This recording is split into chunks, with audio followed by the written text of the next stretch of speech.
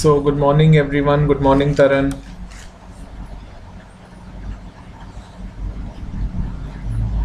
Good morning, Chitralekha.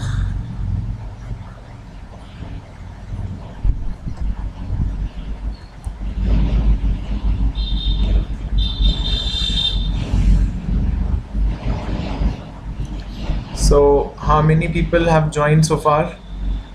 I guess three, five people. Okay, so we shall be discussing about the Indian Antarctic Bill and its various provisions. Good morning, Zinia. Good morning, Mehul, and good morning, everyone who is about to join now. A very warm good morning and greetings of the day to you. We shall be learning about the Indian Antarctic Bill and its various provisions. Now, this Indian Antarctic Bill, as the name suggests, that it is something which is related to the continent of Antarctica. How many continents do we have? We have Asia, Europe, North America, South America, Africa, Australia, and Antarctica. So in total we have 7 continents. But out of those 7 continents, Antarctica is something which is not physically accessible by all the people. It's one of the most freezed continents amongst all. A place which is not easy to visit. And the membership, the ownership of the territories, the possession of the territories in the continent of Antarctica, they are governed by the Treaty of Antarctica, okay, which was signed in 1983. It was signed in 1959 and India joined the treaty system in 1983. But now this Indian Antarctic Bill and its various provisions, the caption of today's PDF document itself suggests that this is something with regard to India's operation in the land of Antarctica.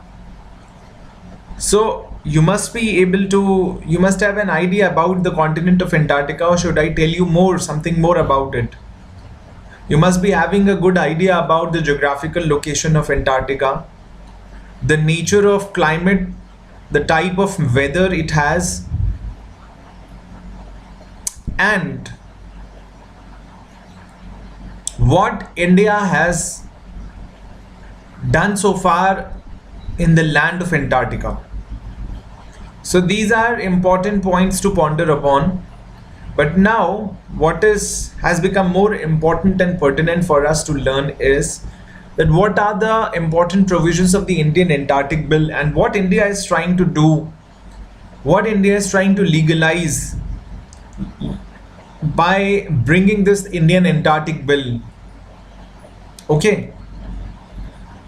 So this Indian Antarctic Bill and its various provisions, as described by various portals on the net and various newspapers, what are the objectives of the draft? What has India achieved with respect to Antarctic research and exploration?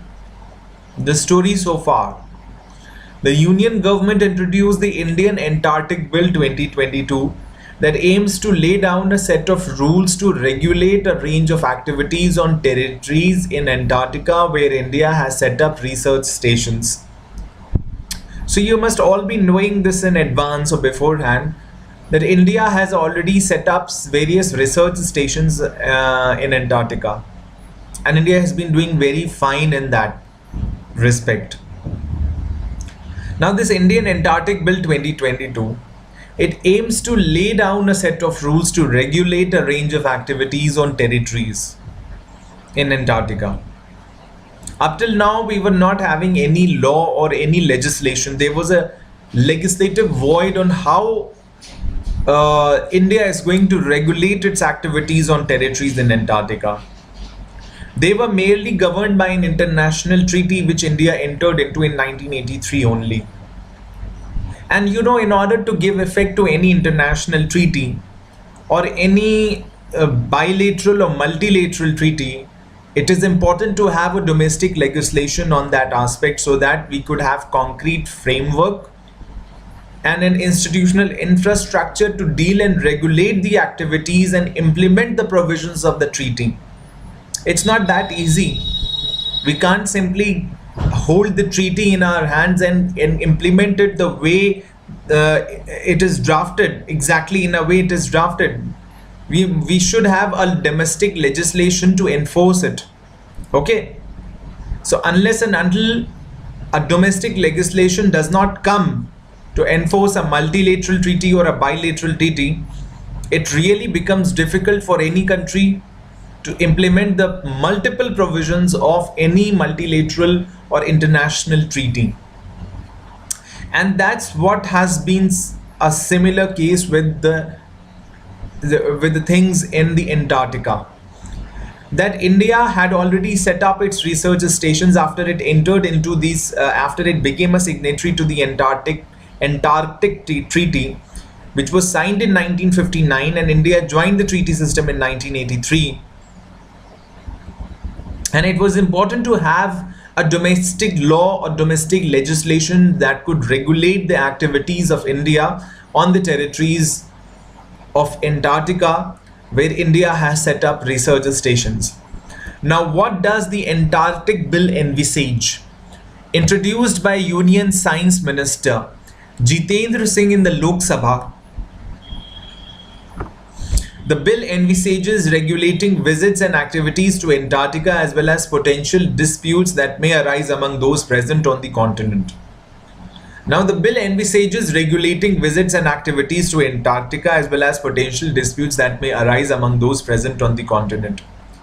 Now, for example, you must understand this, that just like the countries, they own their land for setting up their embassies in the other countries. For example, there are so many countries which own land in the national capital of India, that is Delhi, to establish there, to have their own embassies. What is the case with the Iranian embassy? What is the situation with the Russian embassy? That Russia has its embassy in New Delhi and various other cities like Ahmedabad, Mumbai, Hyderabad. They must be having it. And what is the thing? What is the issue now? That the land of that embassy is owned by Russia. Although this land is situated in Delhi, on the territory of India, on the Indian soil, but the ownership of that land belongs to Russia. You must be having this idea, okay, that the land of embassy, of every embassy or any diplomatic institution, belongs to other country to which the diplomat hails from. Okay, now exactly the same is the case with India. If India is trying to set up or has already set up research stations on the land of Antarctica, then that means that land has already been bought by India. The ownership or the title of that land lies in the name of India, and India has its own, territorial limits in which its research stations are established. Okay, now in order to regulate visits to its own lands in the continent of Antarctica, it was important to have a domestic legislation. And exactly what this legislation is trying to do. The bill envisages regulating visits and activities to Antarctica as well as potential disputes that may arise among those present on the continent. Isn't it? Regulating visits and activities to Antarctica as well as potential disputes that may arise among those present on the continent. It also prescribes penal provisions for certain serious violations. Okay, so in order to regulate the activities to its own lands, to its own research stations in the continent of Antarctica, The bill envisages relevant provisions for such regulation, for the regulation of such visits, as well as to resolve any potential dispute that may arise among those present on the continent. If two people are present, like we have a society, India has already established its research station, so there must be some Indian scientists who are deployed there, who are working there in the research, in those research stations, and there are a significant number of people who are established there to look after the working of the research stations, or who are connected in any way with regard to the working of the research stations, isn't it? So if any potential disputes that may arise among those present on the continent, in fact this potential dispute may arise within the Indian people, or between Indian people and the other people from the other continents or from the other countries, right? Also prescribes penal provisions for certain serious violations. If anybody is resorting to serious violations of certain well-established norms, or anything which is prohibited specifically and expressly by the Indian Antarctic Bill, then he will have to, or he or she will have to face the music. If the bill were to become law, private tours and expeditions to Antarctica would be prohibited without a permit or the written authorization by a member country. That means, now if the bill becomes a law, okay, if this bill becomes a law, then private tours and expeditions to Antarctica would be prohibited without a permit or the written authorization by a member country. That means any tour, if anybody wants to visit Antarctica as a tourist or wants to make an expedition to Antarctica, he would then be needing, he would then need a written permit or a written authorization from India or by any other member country. Okay, tours and expeditions to Antarctica would not be as easy as they are currently. Okay, so after this bill becomes a law, this would be regulating tours and expeditions by simply warranting a permit or a written authorization by any member country or by India before anybody makes a visit, a private tour or expeditions to that place. A member country is one of the 54 signatories of the Antarctic Treaty signed in 1959. Now there is an Antarctic Treaty signed in 1959. How many signatories are there to this treaty? It's 54. There are almost 54 countries who are signatories to this Antarctic Treaty. This was signed in which year? This was signed in 1959. India joined the treaty system in 1983. Okay, so this is any member country. Who is a member country? Now, if you are making a private tour or expedition, you would be required by law to seek a permit or the written authorization from a member country. And who is a member country? Is one of the 54 signatories to the Antarctic Treaty signed in 1959, to which India joined in 1983. So you must be having a good idea about the bill, that what this bill aims to do. Any question, anything, any doubt so far? Anything you want to ask?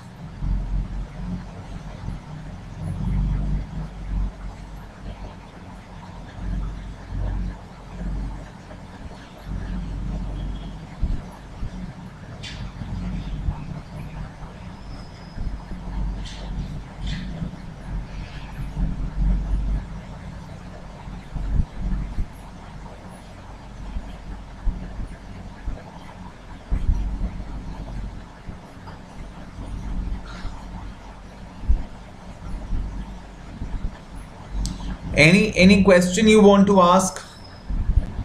Clear till now? Okay.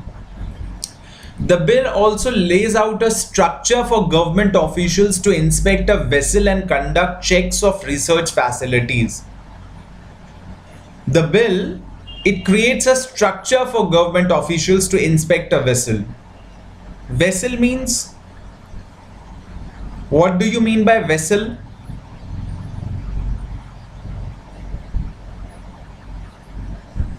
A ship. Okay. A ship. That means that floats on the water, on the surface of the water. A vessel. A huge carrier. Okay. So if any government official is inspecting a vessel or is conducting checks of research facilities, okay, then the bill also lays out a structure for government officials to inspect a vessel and conduct checks of research facilities. Now there is going to be a structure which would contain the guidelines and the entire framework in order to explain how the government officials are supposed to inspect a vessel and conduct the checks of research facilities, how they are supposed to make a visit, how they are supposed to inspect a vessel, what are the things they can do if they find something fishy happening there, what are the how the check has to be conducted in the research facilities, what are the things they should look they should look around them on priority. These are the kinds of things that would be properly dealt with by the structure which is created by this bill. The bill also lays out a structure for government officials to inspect a vessel and conduct checks of research facilities. Okay. Now, the draft also directs the creation of a fund called the Antarctic Fund that will be used for protecting the Antarctic environment.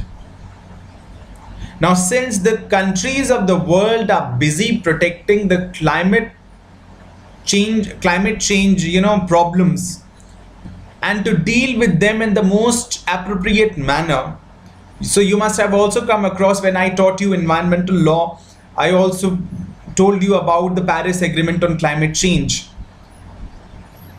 which was entered into by various countries under the shadow of United Nations Framework Convention on Climate Change, UNFCCC. Now, this Paris Agreement on Climate Change from 2015 happens to be one of the biggest environmental treaty entered into by almost all the biggest nations of the world together to deal with the issue of global warming and climate change. And they have also pledged to bring down the global temperature from 1.5 degrees Celsius to 2 degrees Celsius by 2030. And that's what they have been doing. Also, a part of it deals with the issues changing environmental ecosystems and the changing climate conditions in the continent of Antarctica. The most freezed continent on the face of the earth is now facing huge climate issues because of excessive global warming. So every member country today is equally cautious as well as conscious in protecting the Antarctic environment. So India, by virtue of this Indian Antarctic Bill 2022, would be creating a fund, a separate fund that will be used for protecting the Antarctic environment. Now, I don't know how far and how honestly this fund is going to be utilized actually for the protection of Antarctic environment, because this is again yet another challenge. Once we have a law creating a fund, now this sounds a little gimmicking in India, because people are little suspicious about how the funds are, how honestly the funds are used for the object it has been made for. The funds and the object sought to be achieved, they share a close nexus with each other, they have a close relationship with each other on in black and white, that means on the paper. But practically people are little suspicious how far these funds are honestly used and sincerely used by the people in power for the purpose they have been created for. So the draft is now directs the creation of a fund. Now there's going to be a different fund. I don't know whether this fund is going to be introduced in the union budget every year. Is it going to be a part of it or not? Or is it going to be presented in the parliament separately in the budget session or in some other session? I don't know. Okay, this just a creation of a fund. Perhaps this is going to be completely a prerogative of the government to introduce it the way it wants to. As per the comfort and convenience of the government, it's going to introduce it. If it thinks feasible, it has to be made a part of the union budget every year, it will be made a part of the union budget every year. Or else if it thinks fit that it needs to be introduced separately or secretly, discreetly, stealthily, then in that case this would be created stealthily, discreetly, and this will be kept discreet, okay, without furnishing any information, without traveling any information in the public domain. Now the draft also directs the creation of a fund. Zinnia is asking any specific reason to make tours stringent.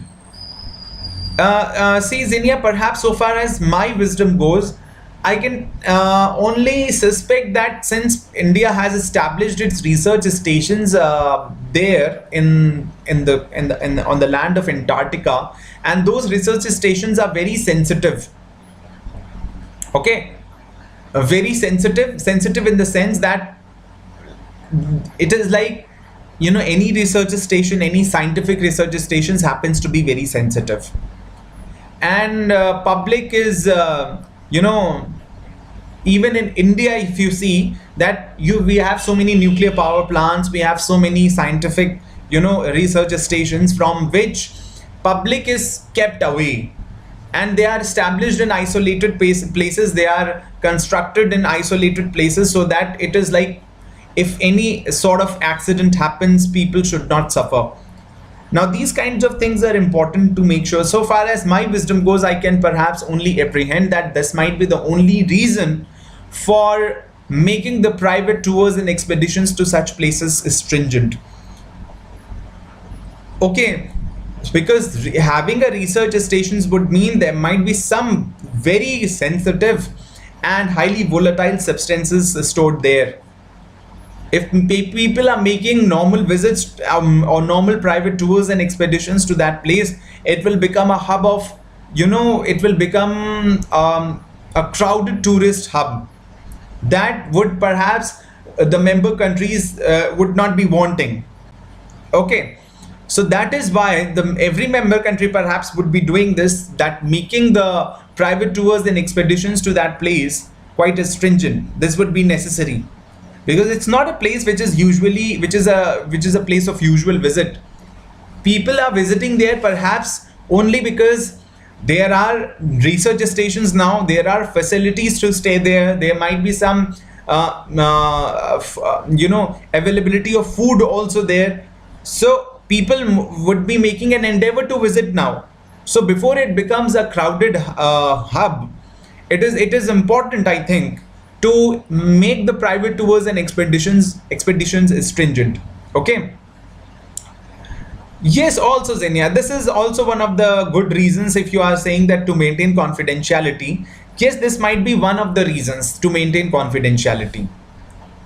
But so far as my wisdom goes, confidentiality also may also be perhaps a good reason for that. And also because before such places where research stations are established, before such places where they become a crowded hub, or you know, a tourist hub, a proper tourist hub overcrowded with people from different countries, it is important to regulate the visits of the people to such places.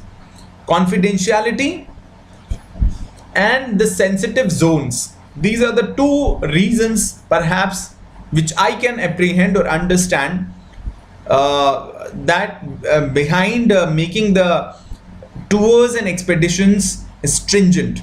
Okay, so I was telling you that the draft also directs the creation of a fund called the Antarctic Fund that will be used for protecting the Antarctic environment. Now, India has become quite serious about protecting the environment, in the Antarctic environment, and it has created a fund. The bill extends the jurisdiction of Indian courts to Antarctica and lays out penal provisions for crimes on the continent by Indian citizens. Now, the bill extends the jurisdiction of Indian courts to Antarctica and lays out a penal provision for crimes on the continent by Indian citizens, foreign citizens who are part of Indian expeditions or are in the precincts of Indian research stations. Before before I elaborate this line, I should ask you if you are aware of the territorial jurisdictions of the criminal law. You must have read section 3 and 4 of IPC, because this reminds me of those provisions. Section 3 and 4 of Indian Penal Code, they exclusively talk about the territorial jurisdiction of IPC. That IPC covers not only the crimes which are committed on the Indian soil within the territory of India, but it also covers any crime which is committed by Indian citizen in any other country. And also it covers any crime which is committed on any Indian vessel which is floating in the high seas, in the international waters. For example, if it is an Indian vessel or Indian ship bearing an Indian flag which is registered in India, so that ship, although it might be floating in the Pacific Ocean, but it happens to be an Indian territory. And if any person or any individual is committing crime on that ship, on board an Indian ship, then he is going to be equally liable, and it shall be deemed as if he has committed that crime in India, on Indian soil. Same is the case with Indian aircraft.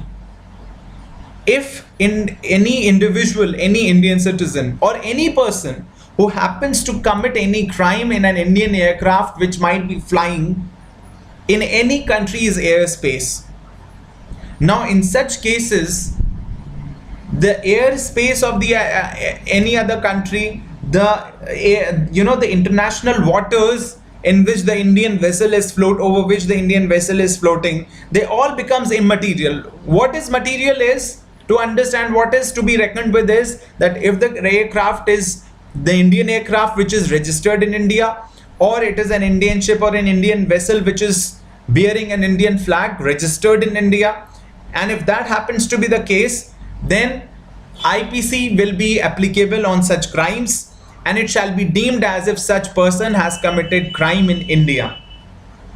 Okay, exactly, Ankita. Extension of the code to extra territory. Okay, now the bill extends the jurisdiction of Indian courts. Now you can understand this now in a better form, that Indian courts, what if the person commits a crime on board an Indian ship which is floating in the Pacific Ocean? He's going to face the trial in India, and it shall be deemed as if he has committed that crime in India, isn't it? So the bill extends the jurisdiction of the Indian courts to Antarctica and lays out penal provisions for crimes on the continent by Indian citizens. So if any Indian citizens who has been on a visit to Antarctica, and if he commits a crime there, while he's there he commits a crime, then he's going to be covered by every Indian court. Like, the proper Indian court having the jurisdiction to try that offense would be competent enough to try him and send him to jail and convict him.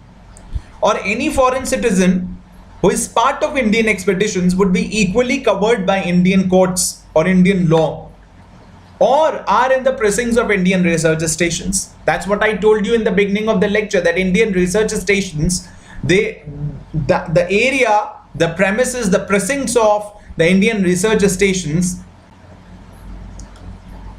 is the Indian territory, and if anybody is committing a crime within those precincts, within the premises of the Indian research stations, it shall be deemed as if he has committed that crime in India. So there's going to be an extraterritorial application of law to such people and to such places. And also, once the law has that extraterritorial application, the Indian courts, the jurisdiction of Indian courts are also going to have this extraterritorial application. So the bill extends the jurisdiction of Indian courts. Once that person comes back to India, then he can be apprehended or arrested by the police. As and when he lands on India, he can be tried by the court. He can be caught, investigation can be carried out, charge sheet can be filed, and his trial can be conducted in the same manner as if he has committed that crime in India. So that this bill extends the jurisdiction of Indian courts to Antarctica and lays out a penal provisions for crimes. It describes the offenses. It's a quasi-penal law. It describes the offenses. It lays down the quantum of punishments for the Indian citizens, foreign citizens who are part of Indian expeditions or are in the precincts of Indian research stations, or any person who commits a crime within the precincts of Indian research stations. Saksham was asking what is the meaning of precincts. Precincts means the premises. Okay, within the precincts of Indian research stations. Okay. Now, following its first expedition to Antarctica in 1982, India has now established two standing research stations, Bharti and Maitri. Now, these are the general knowledge questions. Perhaps I remember that these questions were asked once in KBC. Okay, what they are known as Dakshin Gangotri. Dakshin means south, Gangotri means, the Ganga, the Pavitra Ganga, because we often relate our Sanskriti, our culture with the Ganga. So we are calling it Dakshin Gangotri. So following its first expedition to Antarctica in 1982, India has now established two standing research stations, Bharti and Maitri. Bharti and Maitri at Antarctica. Okay. There are two research stations. What are their names? Bharti and Maitri at Antarctica. Both these places are permanently manned by researchers. These places are manned by researchers. The bill also establishes a Committee on Antarctic Governance and Environmental Protection. Committee on Antarctic Governance and Environmental Protection. The bill prohibits mining, dredging, and activities that threaten the pristine conditions of the continent. It bans any person, vessel, or aircraft from disposing waste in Antarctica and bars the testing of nuclear devices.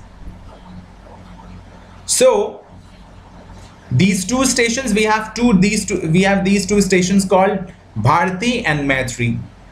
They are completely permanently manned by researchers. Researchers have already been deployed in numbers in both these stations. Now, the bill also establishes a Committee on Antarctic Governance and Environmental Protection. How the governance of Antarctica has to be conducted and what are the measures that can be taken for environmental protection in Antarctica. The bill prohibits mining, dredging, or any activity that threatens the pristine conditions of the continent. These are the things activities like mining, dredging, construction activities, drilling. Okay, they do a lot of you know they do a lot of pollution.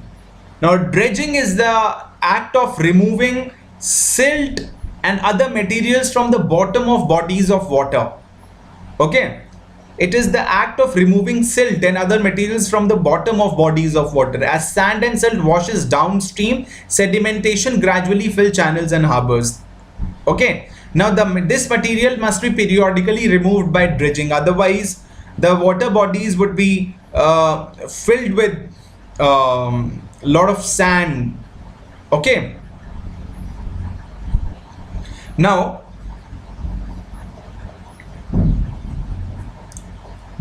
activities like mining, dredging, and any other activity that threatens the or that unfolds any environmental pollution is completely banned by the bill.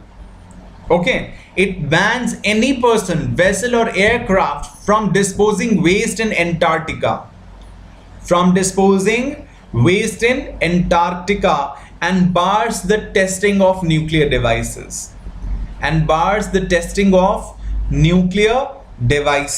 Okay, no nuclear test can be conducted on the land of Antarctica. No nuclear test would be conducted ever. We have already designated one place in India for the nuclear testing, that is Pokhran in Rajasthan. We have conducted two underground nuclear tests in Pokhran, Rajasthan, once in 1974 during the prime ministership of Mrs. Indira Gandhi, when she was on her toes to make India a nuclear power nation. It was she who started this nuclear program, India's nuclear program, after the signing of the NPT, Nuclear Non-Proliferation Treaty, when countries like India and other developing and underdeveloped nations were completely prohibited from making nuclear weapons. Okay, it was then when she decided firmly and faced the sanctions of various big nations like United States, but still she dauntlessly endeavored to make India a nuclear power. And then it was during the prime ministership of Mr. Atal Bihari Vajpayee in 1998, on 11th May 1998, when we conducted the second successful underground nuclear test at Pokhran, Rajasthan. Now, this place called Pokhran is very sensitive now. And these nuclear tests and explosions are conducted only after this is firmly acknowledged that the wind flow is completely stopped and no radiations would flow around that area, because it does a lot of damage to the environment. Okay, so this bars the testing of nuclear devices. Then that is why it bars the testing of nuclear devices. If once these kinds of things start there, then Antarctica would not be this Antarctica as we see it today. Already this has become vulnerable because of excessive global warming, and there are so many environmental threats which are which Antarctica is already facing. So this has completely barred from any person, any vessel or aircraft from disposing waste in Antarctica, and bars the testing of nuclear devices. Now, what is the gist? The Indian Antarctic Bill 2022 introduced in Lok Sabha envisages regulating visits and activities to the Antarctic. It also prescribes penal provisions for certain serious violations.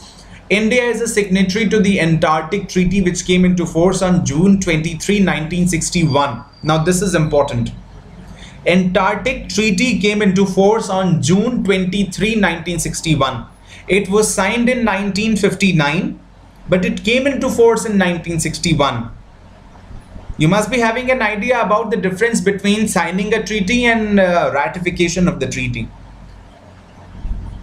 Signing and enforcement are two different things, are two different stages. Signing precedes enforcement. Do you know this? Signing precedes enforcement.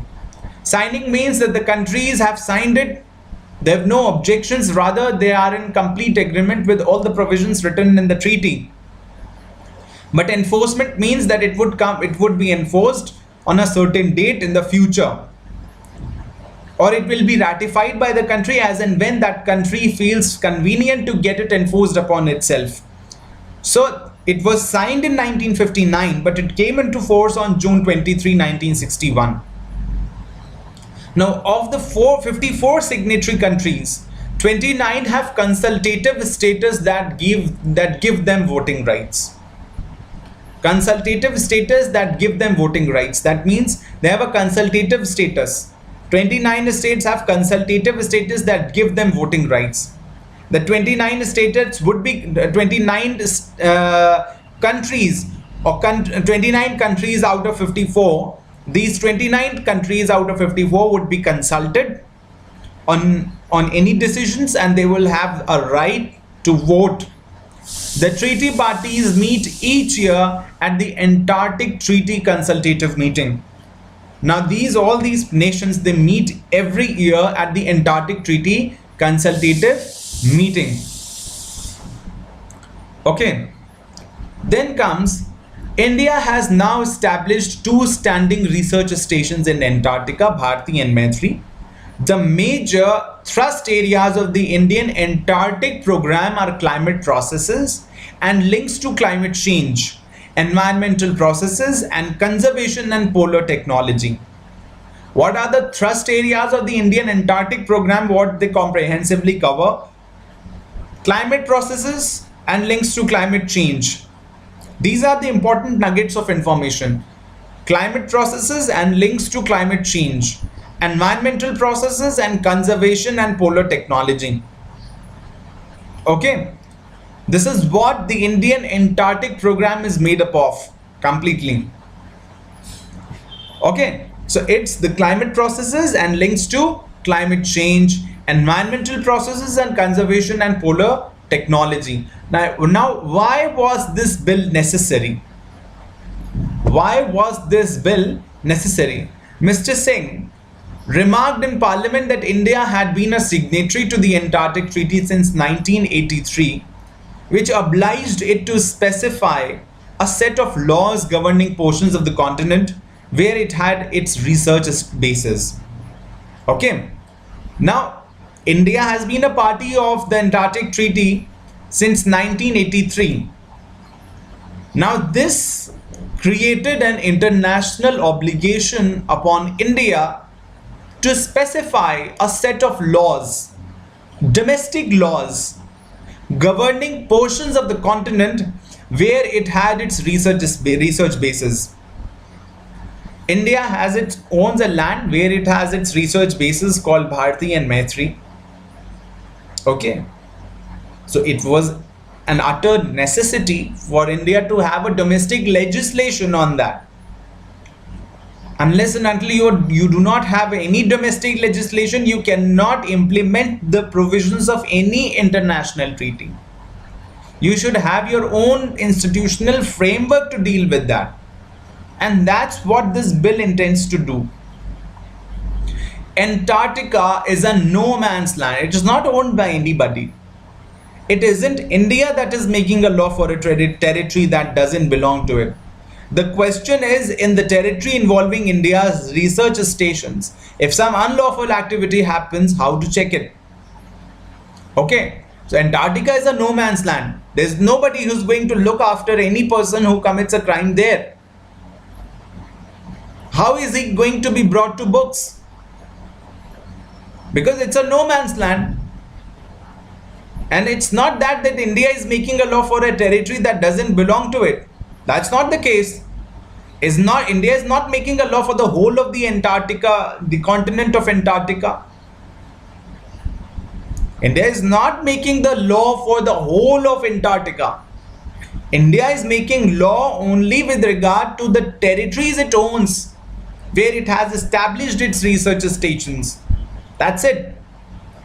Indian laws, this Indian Antarctic Bill is applicable. It has its territorial application only within the precincts of the India's research bases. That's it. India is not making a law for the whole of Antarctica, continent of Antarctica. Okay. And so far as those research bases are concerned, what if some unlawful activity happens there? Now, how to check it? There should be some framework, there should be some institutional backup. We should have some legislative infrastructure to deal with that.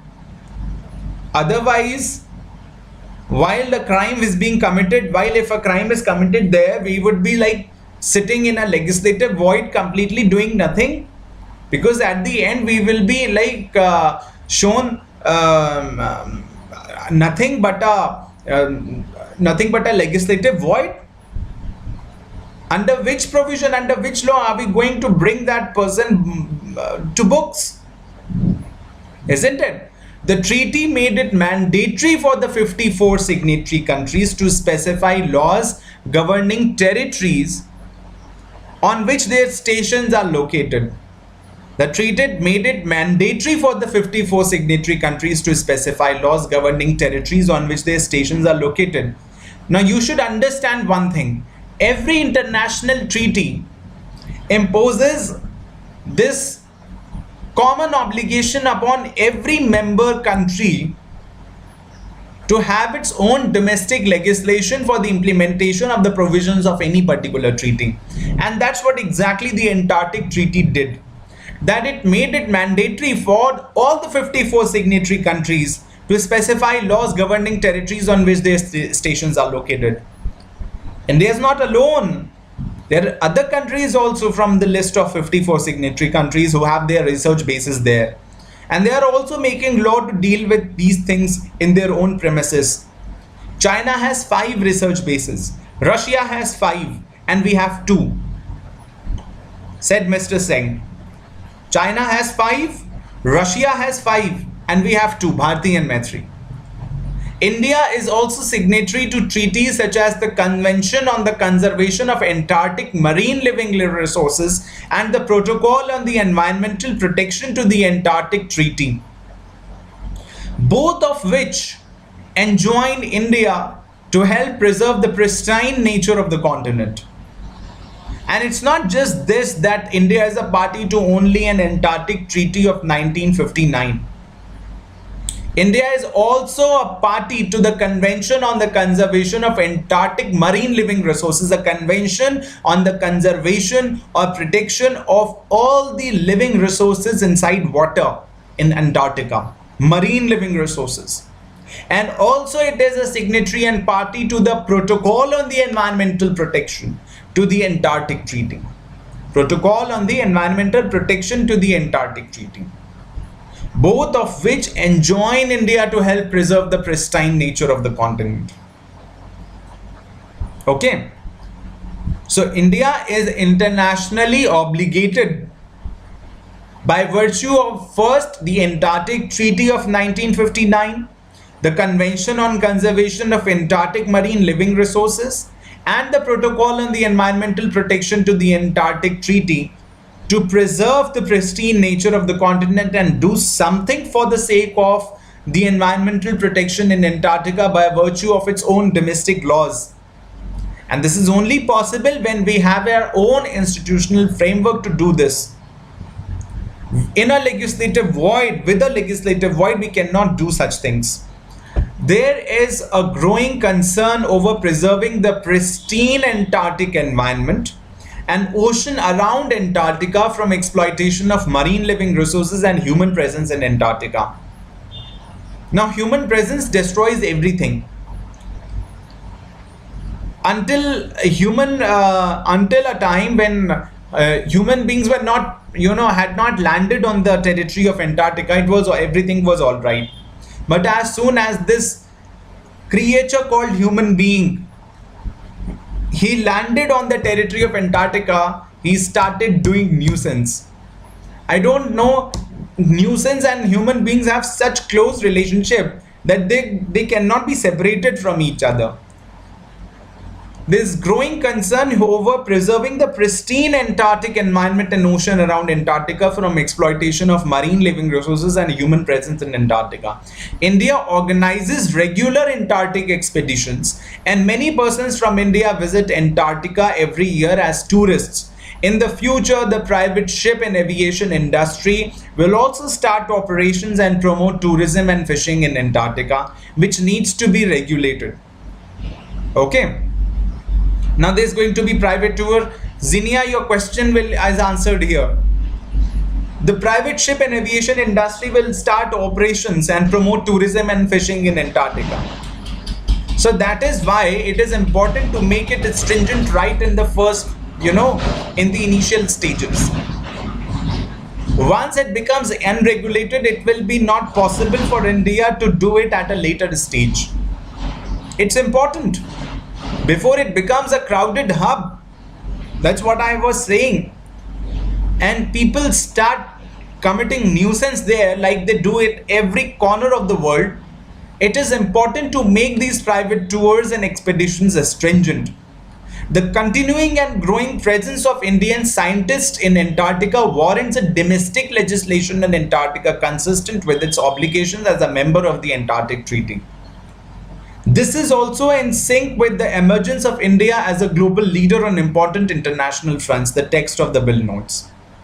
So since India has emerged as one of the global leaders on important international fronts, it's a part of so many international organizations, and it's doing well in the international fora. So it's important to have India's role in the protection of marine resources and protecting the pristine environment of the continent. Now, what is the history of the Antarctic Treaty? The Antarctic Treaty came into force on June 23, 1961, after ratification by the 12 countries then active in Antarctic science. So it came into force on June 23, 1961, after ratification by the 12 countries. Although perhaps it was signed by many more countries, but only 12 countries ratified it. And when the quorum was completed, it came into force on June 23, 1961. And this was ratified by the countries who were then active in Antarctic science. The treaty covers the area south of 60° south latitude. Its key objectives are to demilitarize Antarctica, to establish it as a zone free of nuclear tests and the disposal of radioactive waste, and to ensure that it is used for peaceful purposes only, to promote international scientific cooperation in Antarctica, and to set aside disputes over territorial sovereignty. Of the 54 signatory countries, 29 have consultative status that give them voting rights. The treaty parties meet each year at the Antarctic Treaty Consultative Meeting. That's what we have already discussed. They have adopted over 300 recommendations and negotiated separate international agreements within the Antarctic Treaty. These, together with the original treaty, provide the rules which govern activities in the Antarctic. Collectively, they are known as the Antarctic Treaty System. Okay. So all the treaties and conventions which are entered into subsequently by all the 54 signatory countries of the Antarctic Treaty under the shadow of the Antarctic Treaty of 1959, they are collectively known as the Antarctic Treaty System, because it's not just one treaty. There are many other treaties, subsidiary treaties, which were signed under the shadow of the Antarctic Treaty of 1959. Okay. Now, what research does India conduct at Antarctica? India has organized 37 expeditions to Antarctica. That's great in number. That's really creditable. That India so far has organized 37 expeditions to Antarctica. The major thrust areas of the Indian Antarctic program are climate processes and links to climate change, environmental processes, and conservation and polar technology.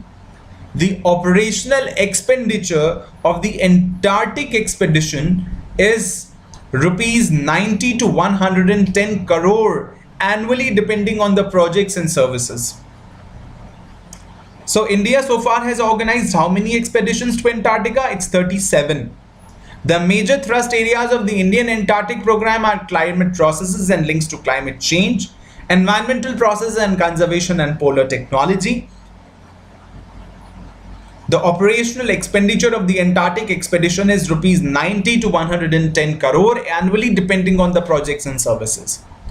So this is all about Indian Antarctic Bill 2022 and its various provisions. Now you are most welcome to add anything to complement what we have discussed today, and or to put up any question.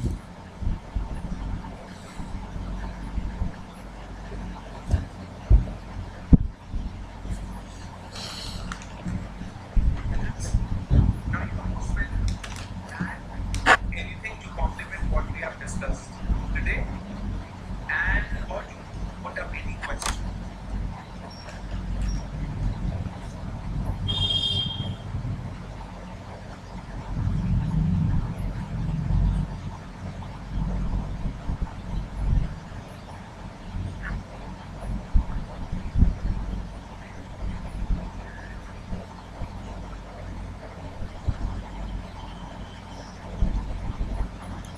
Anything you want to add or supplement?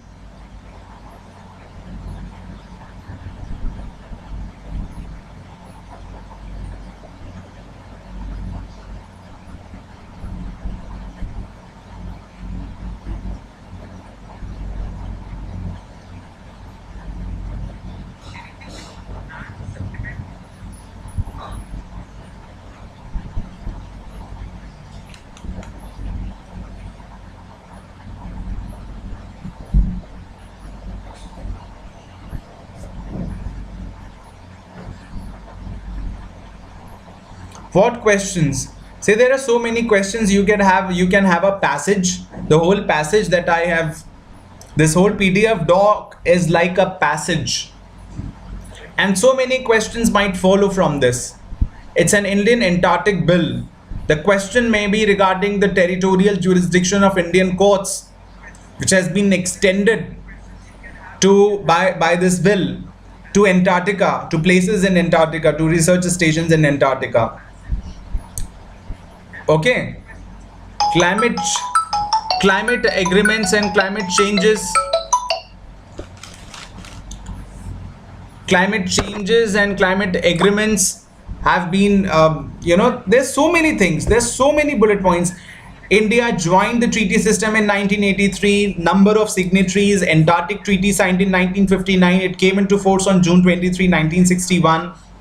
How many countries enjoyed consultative status? Okay,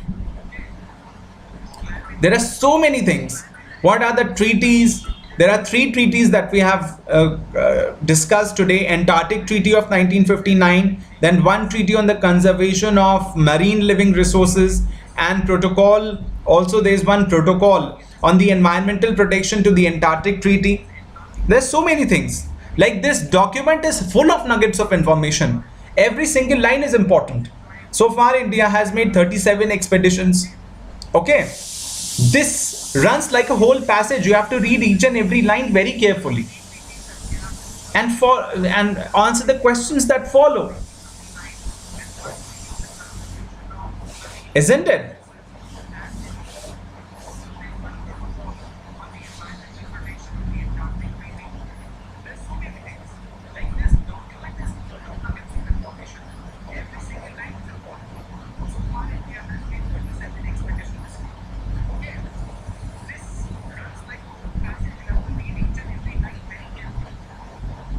Yes, exactly, Ankita. It's from the bill. There are so many informations. It's full of informations. It's very informative. Every single line has a question for you.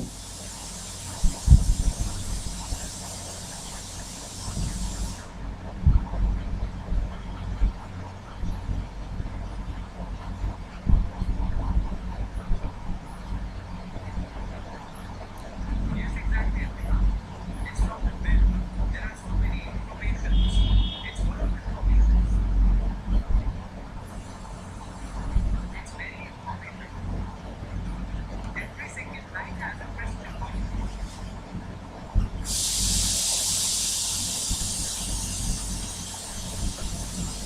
Anything else you want to ask?